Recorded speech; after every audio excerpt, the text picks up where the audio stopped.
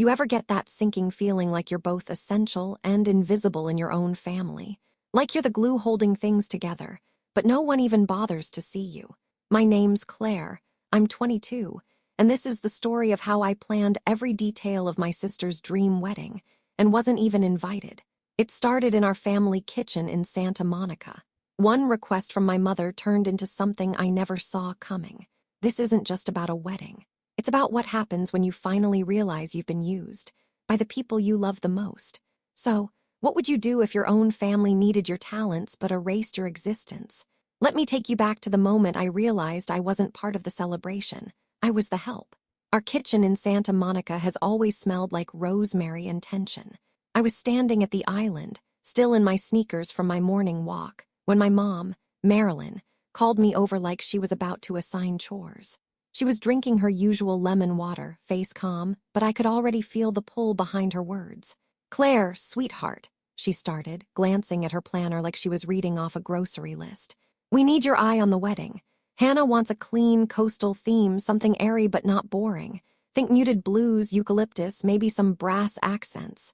She didn't look up at me, just flipped a page and kept talking. "Hannah is my older sister. She's getting married next month in a wine estate up north. The wedding of the decade, if you ask her, or our mother. And me? I'm Claire, the youngest daughter, the quiet one. The one who apparently was born with a good eye for design and a habit of saying yes when I should have said anything else. "I'd love to help," I said, my voice too eager. Because even though I should have learned by now, part of me still aches to belong. "Do you have a guest list yet?" I wasn't sure if I'd gotten an invite. That's when she looked up. A pause, a blink, a too bright smile. "Oh, honey," she said, drawing out the words like butter on toast. "We haven't finalized the seating yet, but let's just focus on the visuals for now, okay? You're so talented, Claire. This is what you're good at." She might as well have patted me on the head. I smiled, nodding, pretending like that didn't hurt. Like I hadn't spent the past 3 months wondering if I'd finally be seen, really seen at this wedding. If maybe this would be my moment to step out of the background. But all I heard was, "Design it, but don't expect a seat." The kitchen grew still, except for the ticking of the wall clock and the faint buzz of the espresso machine. My heart was hammering so loudly I thought she might hear it. "Sure," I said quietly. "I'll get started." She kissed my cheek, already onto her next thought. And just like that, I was officially the unpaid wedding planner and unofficially erased. My studio apartment sits above a bakery that opens at 5 a.m., which means I wake up every morning to the scent of cinnamon rolls I can't afford. There's something surreal about designing someone else's dream day while eating ramen out of a chipped bowl. But that's what I was doing, kneeling on my hardwood floor, surrounded by swatches, candles, and sample menus I'd begged from vendors. A wedding vision board had taken over my wall, and beneath it, my laptop played an endless loop of ethereal Pinterest weddings.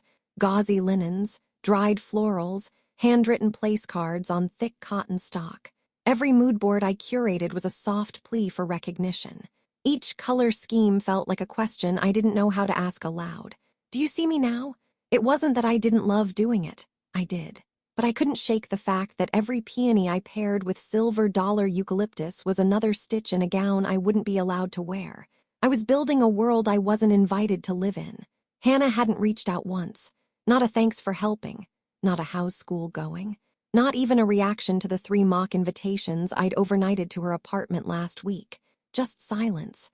Like I was a service, not a sister. And Mom. She'd left a voicemail 2 days ago, no greeting, just, "Don't forget to look into the lighting for the terrace. It needs to glow but not glare." Glow but not glare. That was the extent of my guidance. It was a Friday evening and my phone was blank. No texts, no calls, just a reminder from my calendar. Client portfolio due Monday. I hadn't even started it. How could I when I was buried in someone else's event? I took a picture of the new layout I just taped to the wall. Tables arranged in a honeycomb pattern around the dance floor, each centerpiece a variation of blush, navy, and muted gold.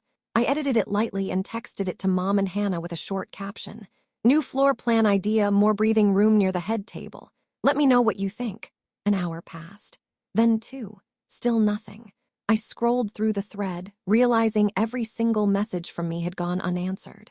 "Don't spiral," I told myself, flipping through the floral vendor binder like it could distract the knot tightening in my chest. But it was hard not to. It wasn't just about the wedding. It was the way they acted like my life, my classes, my small but growing freelance design agency didn't exist outside of what I could do for them. No one had asked how I was balancing finals with this wedding, or how I was affording the extra materials, or if I even had time to sleep. There's this strange illusion that if you give more, you'll finally earn your place. I'd bought into it for years. Maybe that's why I worked even harder that night. I created an interactive PDF catalog with links to the vendors I'd vetted. I mocked up custom signage with Hannah and her fiancé's names in 3 different font pairings. I even hand drew a crest featuring their initials, tucked in with olive branches and lavender. It took me 5 hours. By 2 a.m., my neck ached and my fingers were stained with ink, but I had something beautiful. I hit send, then stared at the screen like it might smile back at me. Nothing. Just the whir of my tiny desk fan and the realization that, once again, I was doing everything to earn a seat at a table that didn't even have my name on it. I slid onto the floor, wrapping my arms around my knees as the weight of everything settled in. I wasn't just tired. I was invisible. Saturday morning came with a notification ping, not a thank you or even a looks great from Hannah or Mom. Instead, a barrage of changes. The message was blunt. Too much gold. Florals feel dated. Can you make the signage feel more us? Think modern romance meets West Coast vineyard. No greeting, no punctuation, just direction. 10 minutes later, another text followed. Also, can we swap the navy for dusty mauve? And I saw this thing with suspended orchids. Do you think we can do that? No mention of how or if they'd pay for it. I stared at the screen, blinking slowly. My eyes were sore from lack of sleep and my back ached from crouching over design boards for hours. But I replied, sure, I'll look into it. And with that, the faucet opened. Over the next 3 days, I received 24 messages, all from Hannah. Some were demands, move the floral wall to the courtyard. Some were veiled jabs.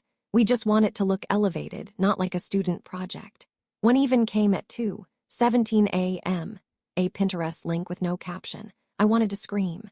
But instead, I reshaped the color scheme, found a new vendor for the hanging orchids, emailed the florist about a 4th mock-up, and rewrote the entire timeline for the ceremony. All without a single thank you. My studio looked like a war zone. Tulle, calligraphy pens, Pantone books stacked like bricks. I'd accidentally spilled cranberry tea across a table of fabric swatches. Didn't even cry. Just kept working. This wasn't love anymore. This was labor. And still, some irrational part of me believed if I just nailed this next revision, they'd acknowledge me, include me, value me, but that belief was breaking. One evening, while taping together a mood board for the entry archway, my phone buzzed with another message from Hannah. Do you have the new invite suite done yet? Mom said she wants it ASAP to show the planner. Planner. That word stopped me cold. There was a planner. All this time, I'd thought I was filling in, supporting, that I was the creative force. But now it was clear I was a free laborer under the illusion of participation. Someone else was being paid, credited, consulted. I set the scissors down, my hands trembling, and then I did something reckless. I called her. Hannah picked up, sounding distracted. Hey, what's up? You have a planner. A pause. Then casually, yeah, of course. Her name's Delaney. She's handling logistics. Why? I almost laughed. Why haven't you mentioned her before? Because she's handling vendors and contracts. You're doing the creative stuff, totally different. But she's getting paid.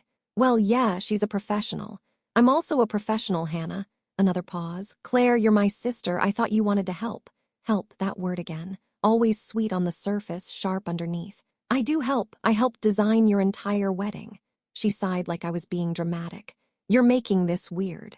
Look, can we not do this now? Just send the updated invites when they're ready, okay? She hung up, and I stared at my phone like it had just delivered a slap. That night, I lay on the floor of my studio, lights off, my laptop screen still glowing. I didn't cry. I didn't scream. I just lay there, flat, empty, like all the beauty I'd tried to create had hollowed me out in return. But somewhere deep down, something small and sharp started to rise, a quiet whisper that maybe, just maybe, I wasn't the problem. Maybe I'd just been trained too well to serve everyone but myself.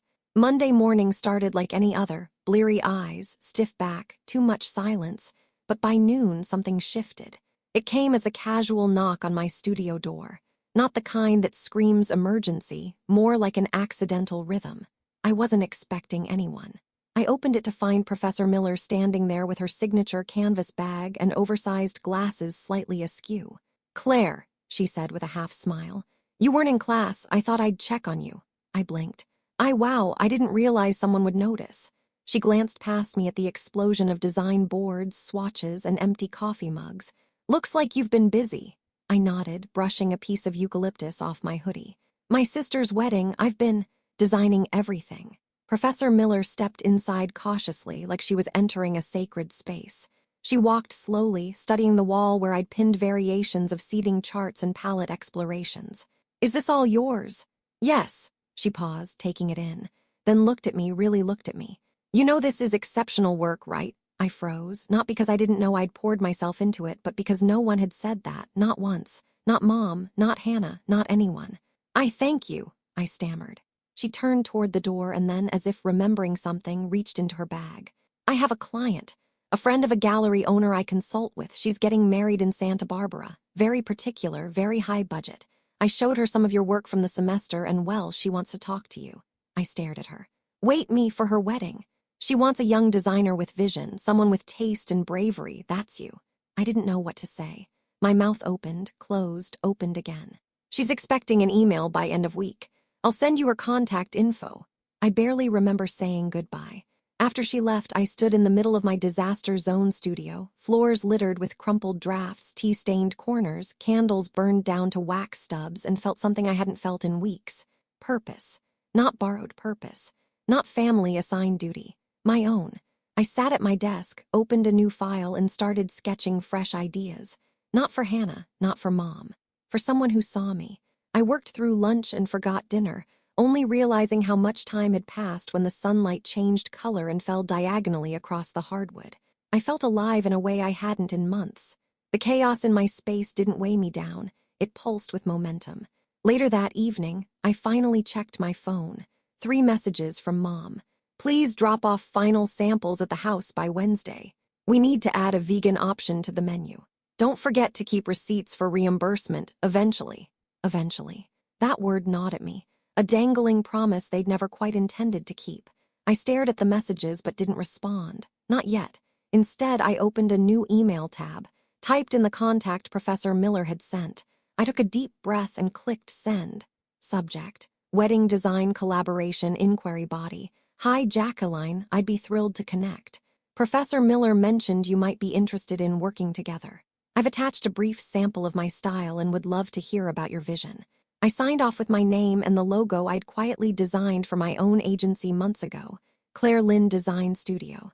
The email flew out with a soft whoosh, and it felt like I'd just cracked open a window after years in a stale room. By midnight, I had a reply. She loved my samples. She wanted to talk Thursday. I set my phone down slowly, heart thudding with something unfamiliar. Hope. That night, I slept curled under a blanket, lights still on, work still scattered. But for the first time in a long while, I didn't dream of being forgotten. I dreamed of stepping forward. The driveway to my childhood home was lined with imported rose bushes, freshly pruned and too perfect, like everything my mother curated. I hadn't been back in weeks, and stepping onto the property made my pulse quicken. Not from nostalgia, from warning. Like my body remembered what my mind always tried to forgive. Mom had texted that morning. Final review with guests at 3. Please bring the updated mood boards, RSVP mock-ups, and centerpiece samples. Not a question. A summons. When I rang the bell, I half expected Hannah to answer with a curled lip and fake smile. But it was Mom. She looked radiant, of course. Always did when there was an audience. Today it was her book club and 2 high school friends, gathered in the living room like a jury. Oh good, you made it, she said, already turning away. Come in, quick, we're starting. I followed her down the hall, past the same family photos that had been on the wall since I was 12. There was Hannah at prom, Hannah in Paris, Hannah and our dad before he got sick. None of me. The living room smelled like vanilla diffusers and lemon polish. A spread of cheese and wine sat untouched on the sideboard while the women chatted politely, their voices glittery and tight. Then my mother clapped once. Everyone, thank you for coming. We're so excited about Hannah's wedding, and I just know you're going to love what we've put together. She gestured to the coffee table, where I had carefully arranged everything. Swatches, calligraphy samples, floral prototypes in tiny glass vases. The room quieted as the women leaned forward, murmuring in admiration. Oh, Marilyn, this is stunning. I love the blush tones with the sage, it's so tasteful. You always had such impeccable taste. I waited for her to correct them, waited for her to say, Claire actually designed everything. But she didn't. She smiled graciously, nodding along like the work had simply fallen from the sky. My heart beat louder than the voices around me. I stood there, half-shadowed in the hallway, watching them pour praise into the air like champagne while I went unnoticed. Not ignored. Worse. Absorbed, silenced. I opened my mouth, closed it. Hannah breezed in halfway through in a white blouse that probably cost more than my monthly rent. She waved at everyone and made a beeline for the chilled Risset. "Oh, the colors look better than I thought," she said, sipping delicately. "Mom, you really nailed the aesthetic." Nailed it. I felt my breath catch in my throat. "Actually," I said, louder than I meant to, "those are my boards. I designed the full concept." "Oh, sweetie," Mom interrupted, voice honeyed with warning, "let's not get into technicalities. You know I guided the overall vision." "Guided it?" I laughed once, soft and bitter. "You didn't even answer half my messages." The room went still. Wine glasses paused midair. "I'm just saying," I added quickly, pulse pounding, "credit matters." Mom's face stiffened. The polite mask slipped for a millisecond, just long enough for me to see the annoyance underneath. "We all know how talented you are, Claire," she said coolly. "No one's questioning that, but this is about celebrating your sister." "Right," I whispered, swallowing the sharpness in my throat. "Of course it is." One of the guests, the only woman with gray in her hair and no diamond on her left hand, caught my eye. Her brows pulled together just slightly. She knew, or maybe she'd been me once. I excused myself before anyone could say more. Stepped out onto the porch and let the warm California sun press against my face like a balm. I didn't cry. I didn't rage. I just stood there, letting it sink in. They weren't going to see me. Not because I wasn't good enough, but because they chose not to. And that was going to be their mistake, not mine. The banquet hall echoed with my footsteps. It was nearly midnight, and I was still adjusting the last strand of string lights above the dessert table. My arms ached from hours of lifting, taping, measuring. My fingers were blistered from hot glue burns. My back screamed every time I bent over, but I kept moving. Because what else was I supposed to do? The venue looked beautiful. I'll give myself that. Soft-up lighting washed the white walls in candlelit amber. Eucalyptus garlands curled around the pillars like vines. Hand-lettered signage welcomed guests in warm script. I had built an entire world in this room, and now I stood alone in it. No one had replied to my texts all day. I'd sent a simple message to Mom and Hannah around noon. "Final install is underway. Just need to confirm call time for tomorrow plus seating placement. Haven't seen my name. Should I bring a formal dress or business attire?" Nothing. Not a thumbs up. Not a "we'll get back to you." Just silence. Around 6 p.m., I followed up. "Let me know if I'm still needed tomorrow morning. Also, still no word on where I'll be sitting." Still nothing. By 9, I stopped checking. I was bone tired. Not just from the labor, but from the hope. The kind that drags its feet, refusing to give up even when all signs point to rejection. As I stood at the center of the ballroom, bathed in the glow of a celebration I wasn't sure I belonged to, I realized how quiet everything had become. There was no music, no laughter, no voices, just the hum of the emergency exit sign and my breath coming too fast. I picked up a spare program from the nearest table, fingers trembling. I flipped through the names, bridesmaids, groomsmen, family seating. Vows, there were dozens of guests listed, but not me, not under family, not under acknowledgements, not under anything. I put the program down before it could shake in my hand. Maybe it was an oversight, a print error, or maybe it was exactly what I'd been pretending it wasn't. They never planned to include me. I turned off the overhead lights and stood at the threshold of the banquet hall, staring at what I'd built. It didn't feel like mine anymore. It felt like something I'd left pieces of myself inside, pieces no one would ever acknowledge. My phone buzzed. For a second, my heart jolted. A reply, but it was just a weather alert. Heat advisory for Santa Monica. 93 degrees tomorrow. I laughed, just a breathy, bitter sound. Then I walked back to the center of the room, adjusted the final candle placement on table 9, and took one last picture. Not for them. For me. Because even if they never saw me, I had proof that I was here, that I made something beautiful, even if they erased me from the guest list. The morning of the wedding dawned brighter than expected. That kind of blue sky brilliance that makes it hard to believe anything bad could happen, like the world was putting on a show. I stood in front of my tiny bathroom mirror, hands trembling slightly as I brushed mascara onto lashes that didn't feel like mine. I'd chosen my dress days ago. A dusty blue slip with a scooped neckline and soft pleats that caught the light when I moved. It was meant to be understated, elegant, something you wear when you're not trying to compete, but still want to be seen. I paired it with a gold pendant that had belonged to our father. He used to call me his eye, always watching, always noticing the little things. I hadn't worn it since the funeral. The entire morning I kept my phone plugged in, fully charged, volume on, screen bright. I watched it like it might blink alive at any moment with a text from Hannah, or Mom, or even some random assistant saying, "Oh gosh, you were absolutely on the list. Here's your seat number." But the screen stayed quiet. By 10 a.m., I'd refreshed my email 5 times, checked the group thread. Nothing, not a whisper of where I was supposed to be, no call time, no itinerary, not even a casual, "Don't forget your heels."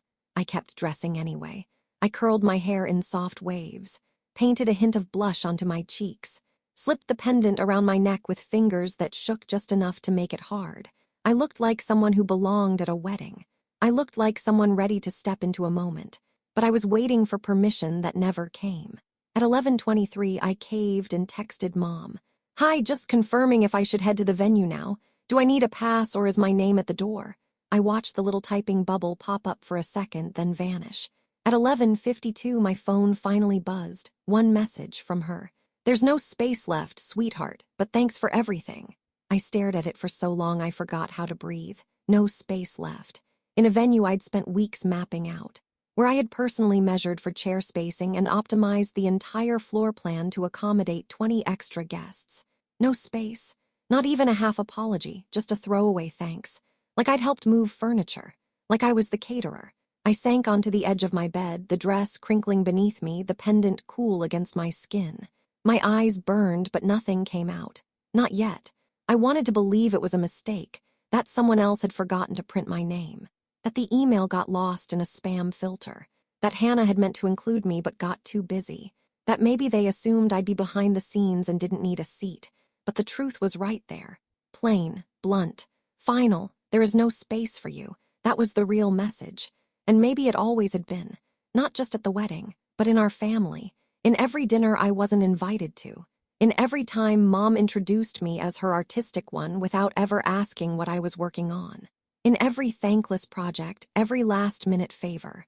I had been raised to think that love was earned through usefulness. But all I'd really earned was invisibility. I stood slowly, peeled the dress off my body and hung it back on the wall hook. It swayed slightly, like it still hoped for something I didn't. I changed into leggings, pulled on an oversized hoodie, tied my hair up in a knot, and then I opened my laptop. I stared at the banquet hall blueprints, the floral arrangement specs, the lighting diagram, every detail I'd perfected, every inch I had touched. And then I opened another tab, typed in contractors, local event tear down. My fingers hovered over the keyboard, then I clicked call. I didn't cry when I called the contractor team.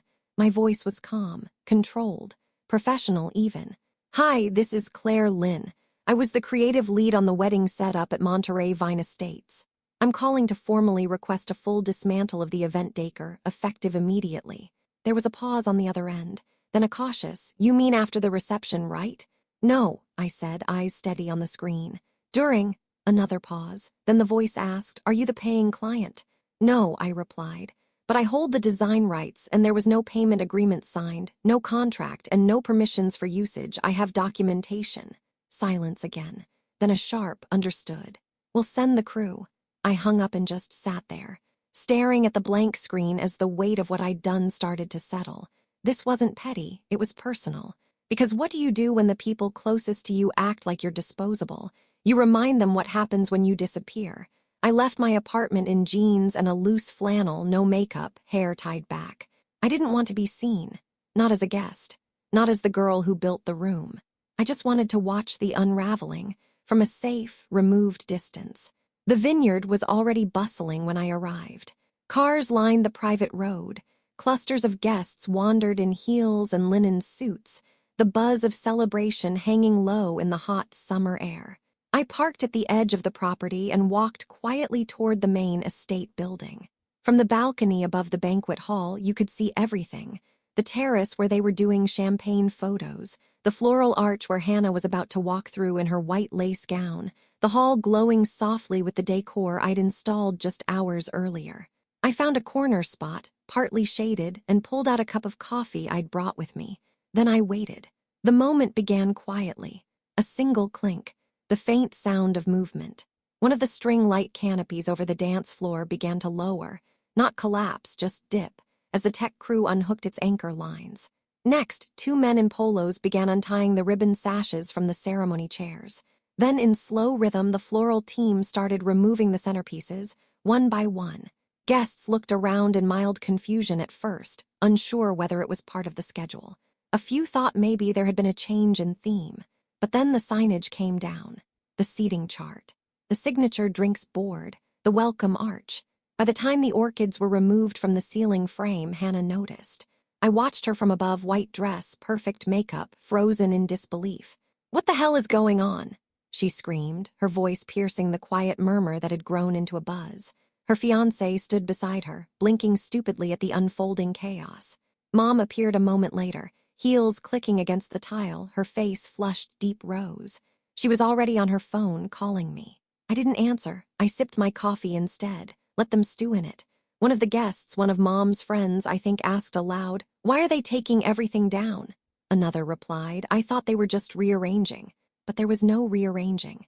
This was demolition, mid-wedding, and it was beautiful, because for once I wasn't crying in the background. I wasn't sacrificing my worth in exchange for scraps of approval. I had pulled the thread that unraveled the illusion. By the time the lights were gone and the floral wall reduced to buckets, the hall looked like a half-finished dream stripped of its magic, like something important had gone missing.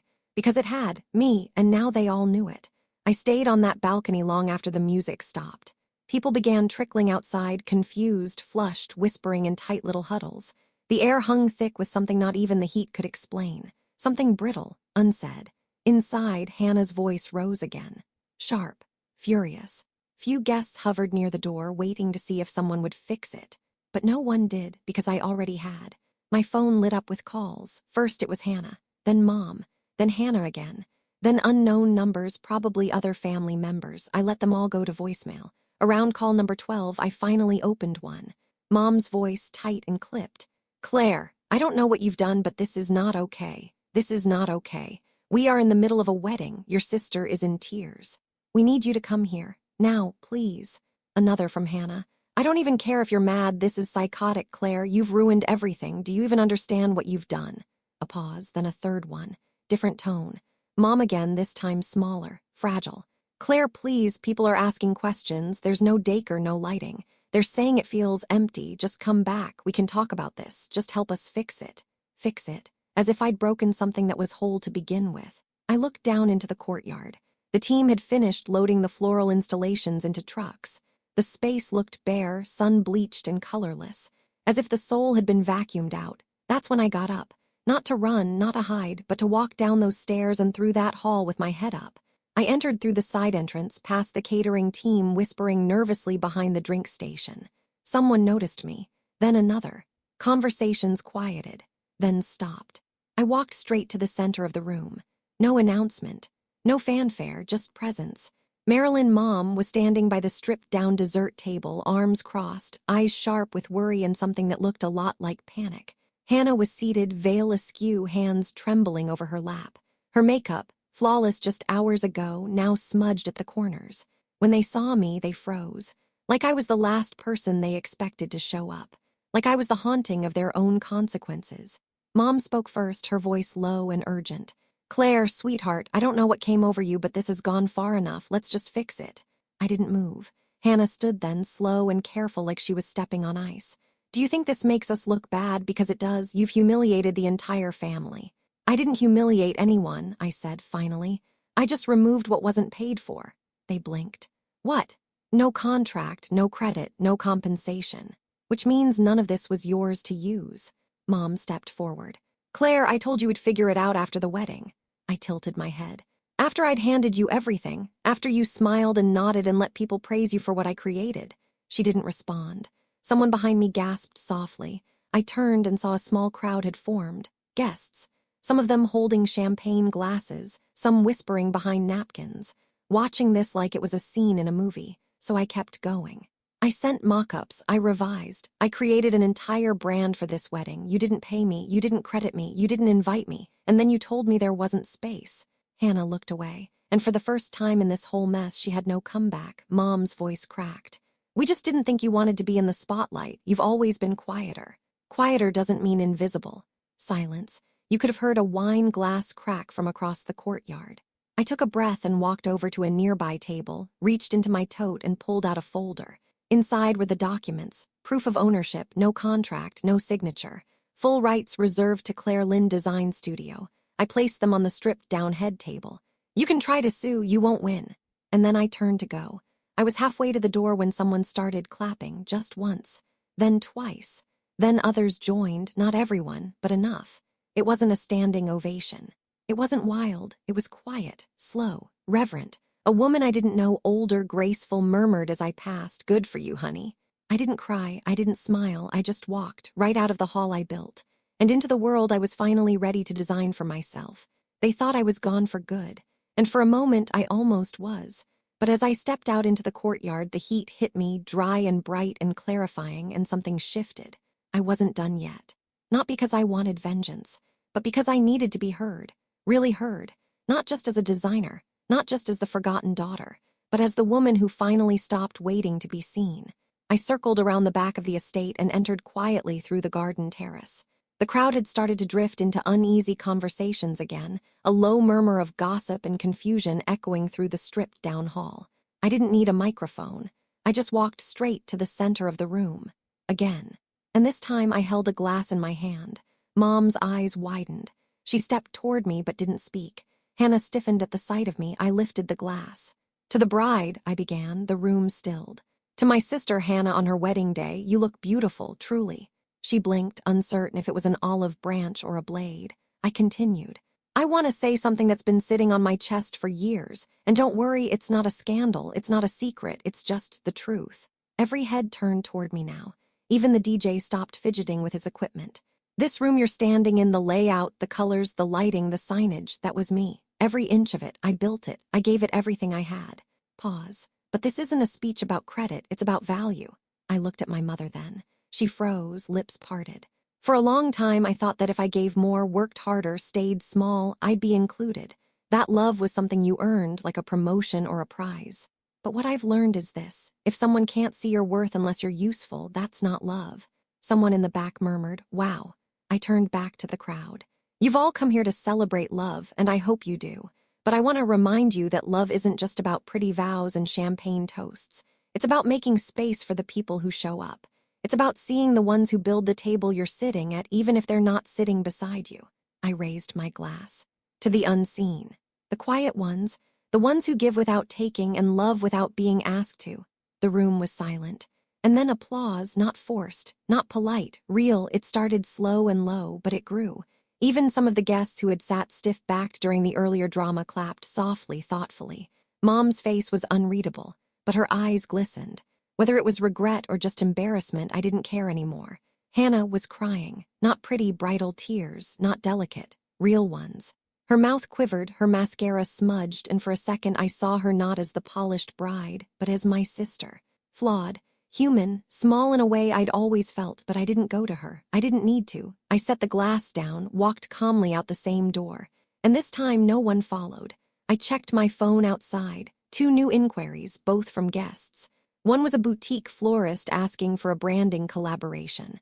The other, a magazine contributor who wanted to highlight young designers challenging the luxury wedding industry's norms. I smiled, finally. Not because they noticed, but because I had already noticed myself. The sky was soft pink by the time I got home. That in-between color right before evening decides what it wants to be. I kicked off my shoes by the door, unpinned my hair, and stood in the middle of my apartment, still a mess of ribbon scraps, empty coffee mugs, and worn-out pens. I didn't rush to clean it. For the first time in weeks, the chaos didn't feel like failure. It felt like proof. Proof that I had poured myself into something real. And for once, it wasn't for their approval, it was for me. I opened my laptop, answered the 2 new inquiries, and updated my design portfolio. Then I made a list, my kind of list. What I owe myself. A night of sleep without apology, a workspace that feels like mine boundaries. I don't walk back on credit for what I create, quiet mornings with music and no guilt, clients who value my voice. Not just my skills, people who ask how I'm doing before what I can do for them. I stared at it for a while, then printed it out and taped it above my desk, right over the last draft of Hannah's wedding layout. Then I took that layout down, slowly, deliberately, piece by piece. It was never mine to keep, and I didn't want it anymore. I didn't hear from Mom for 2 days. No angry calls, no more voicemails, just silence. And then an email. Subject, I don't know what to say. The body was short. I don't know what to say that won't sound defensive or hollow, but I know we hurt you. I know I hurt you. You deserved better. And I hope one day we can talk not about what you did, but about what we didn't do. Mom, I read it twice, then archived it, not to forget. But because I didn't need to respond right now. Some wounds aren't closed by apologies. They're closed by boundaries, and I had finally built mine. A week later, I met with the Santa Barbara bride, Jacqueline. She brought her partner and a notebook full of ideas, but when I opened my portfolio, she stopped me. I don't want you to show me what you think I want, she said. I want to see what you love. And just like that, I found myself again. That night, I sketched like a woman possessed. Light-soaked venues, cascading florals, textiles with mood. But more than anything, I sketched stories because that's what weddings should be. Not performances, not obligations, but stories. And I was done ghostwriting mine. Months passed. My business grew slow, steady, word of mouth. The kind of growth that doesn't explode, but roots. Jacqueline's wedding was published in a boutique magazine. The editor emailed me after. You made luxury feel human.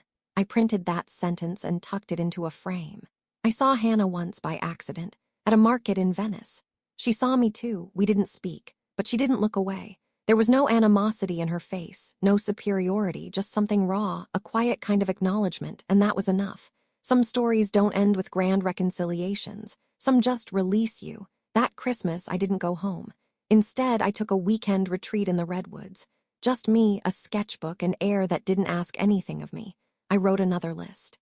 What I want from now on, peace that isn't borrowed, work that feels like art, relationships that ask who I am. Not what I offer, days that end with pride. Not exhaustion, a table where I'm invited and seen, and then I wrote one last line at the bottom.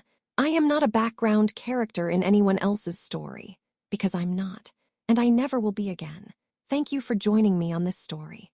If Claire's journey spoke to you, if you've ever felt unseen in your own family or used for what you give, leave a comment below. I'd love to hear how you reclaimed your voice. Don't forget to like and subscribe for more real-life stories about strength, boundaries, and becoming the hero of your own life. See you next time.